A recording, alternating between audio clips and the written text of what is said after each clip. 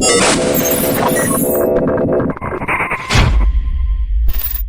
today we are going to see shear center for open section for channel. So channel section is nothing but C section. Because what is the main objective of doing this experiment? So we are going to find out the shear center.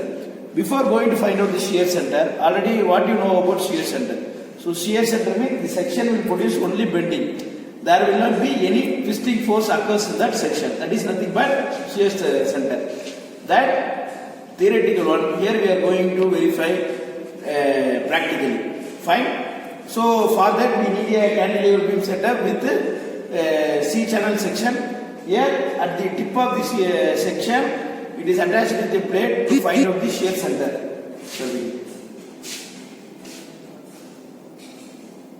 Because why the plate is attached to the tip?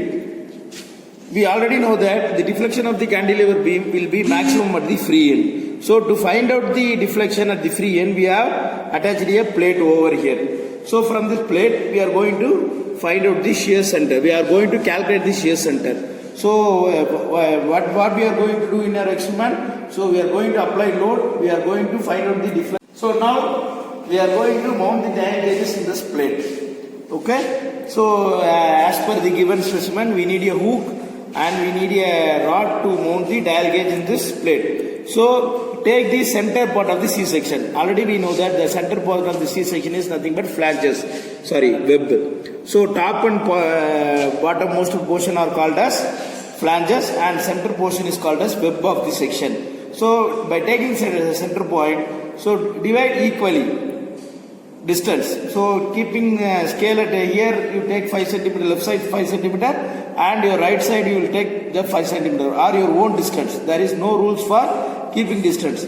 Keep your own distance but space it equally. Fine. So after spacing it, after fixing the dial gauge to 0, so then mount the hook gauges. So when you start to mount the hook gauge, your left hand side, that is this right hand side dial gauge will be rotating in the clockwise direction and your left hand side dial gauge will be rotating in the anti-clockwise direction. Fine. So note down the initial. After note down the initial readings in the dial gauge, so now note down the readings. When you place the hook gauge in the hook, so it carries 100 grams. So after that, if you note down, the dial gauge one will be rotating in the anti-clockwise direction and another one will be rotating in the anti-clockwise direction. So take 3 to 5 weeks. So as per your needs. So when you give more iterations, you will be getting some accurate value. So take 5 readings. Note down the dial gauge reading carefully. So after noting it out, place the dial gauge. Place all the 5 weights at one hook.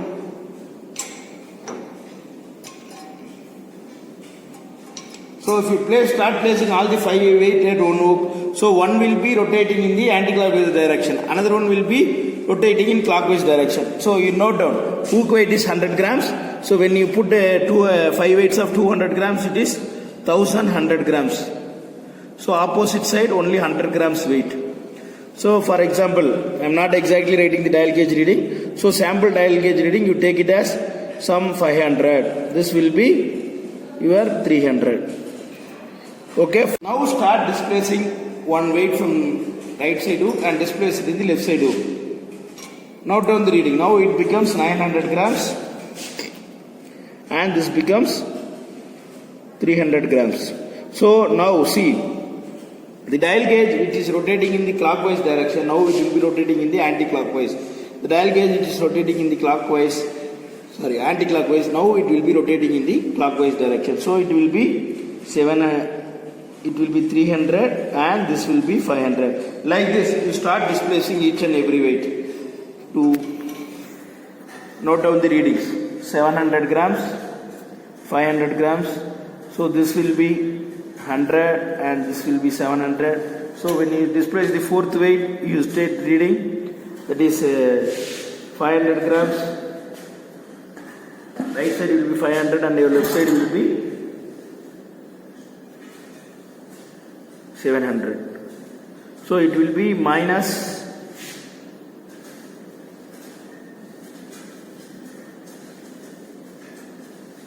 it will be 0 and it will be 900. So like this, if you start after taking 5 readings, so try to calculate the deflection, that is D1 minus D2. So it will be 200, it will be minus 200, it will be minus 600, this will be minus 900. So then calculate for E.